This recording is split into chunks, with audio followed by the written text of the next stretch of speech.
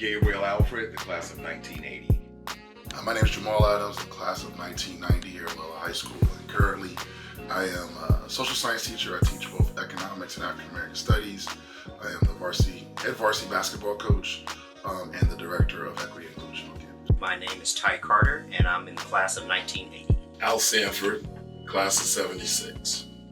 My name is Patrick McFarland. I graduated from Loyola in 2006. I'm the current president of the Loyola African American Alumni Society. The Alumni Society we started about 20 years ago, and it actually started with Marlon and I at a football game, kind of looking around at the game, noticing there really wasn't a lot of African Americans at the game or students. And we thought, was this an anomaly or a trend? So we literally looked through every yearbook we could find and just counted heads. And we saw that in the 60s the numbers were very small. They started trending up in the middle 70s. They actually peaked in my class year. We had up to 40 graduating African Americans. In the 80s it dropped down, in the 90s down to almost nothing graduating, 10, even 15 guys. I think it was the class of 2000. It had 12 African American students in the class as a whole. It was at that point that we decided that we needed to do something as alumni in order to get the enrollment back up. When we first started the program here, we used to love going out for Black History Month. We would go out into a lot of inner city Catholic schools, and we would really try to recruit students, basically. We would bring doctors, lawyers, CPAs, kind of to let students know that you don't really have to just dribble a basketball or throw a football and come here at Loyola. We came to find out that some of the feeder schools that we had all attended were not sending as many kids to Loyola as they had in the past. The reason given to us was that the test scores had dropped. We created a process where the kids that were accepted to Loyola would come to an acceptance gathering.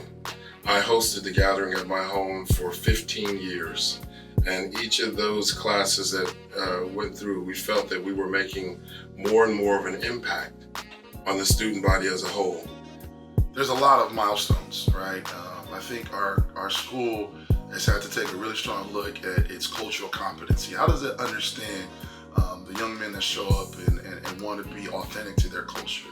And African American students aren't the only ones, but specifically to that, right? There have been a number of pushes from an identity standpoint that I think we've won. I think it helps other students to see African Americans here. A lot of times it almost seems like people think like Loyola is an island, and it's really hard to get on that island. Matter of fact, it's almost impossible. But sometimes I think when they see students like us, they realize it's not impossible. You can do it. I'm a kid from South Central Los Angeles, born and raised, so I did it. Creating spaces for people to be their authentic selves. You know, I think when I was a student here, it happened haphazardly with Pro Row and the Prospective Black Businesses Association, to now that we have like more formal type of things, the Black History Month luncheon, some of the stuff that we do here in the Office of Equity and Inclusion, some of our work in DC advocating for mass incarceration and the decriminalization of our inner city communities, and actually having the school support us in those missions. I think it's just we've become more open-minded and also put more formal backing around the injustices that people of color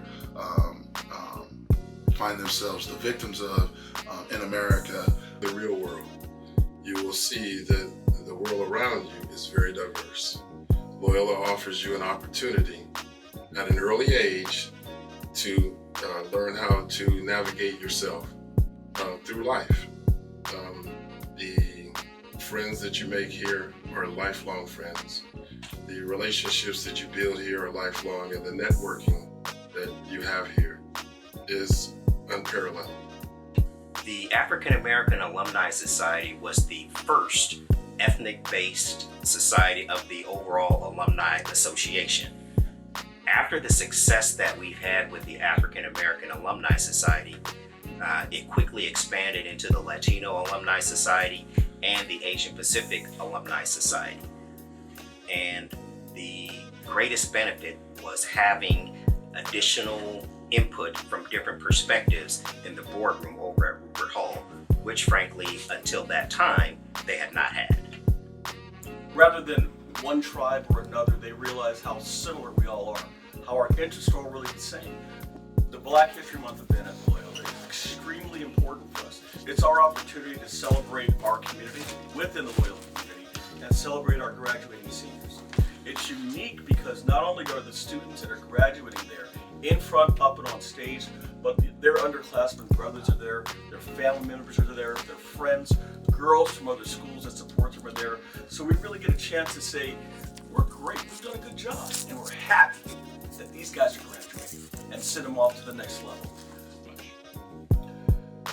We care so much about these kids because they're us. We came here because we stood on someone else's shoulders, and we give them our shoulders to stand on. But we also want to put our kids in a position where they can be able to come here. And we know that a lot of times we may come from single parent households. We may come from two-parent households with just other children involved, so you can't really afford that kind of tuition. So if we get to a point where, as a society, we have a pool of money that we were able to help these kids in the near future, that would be the most beneficial thing. And I see that continuing the great education that we get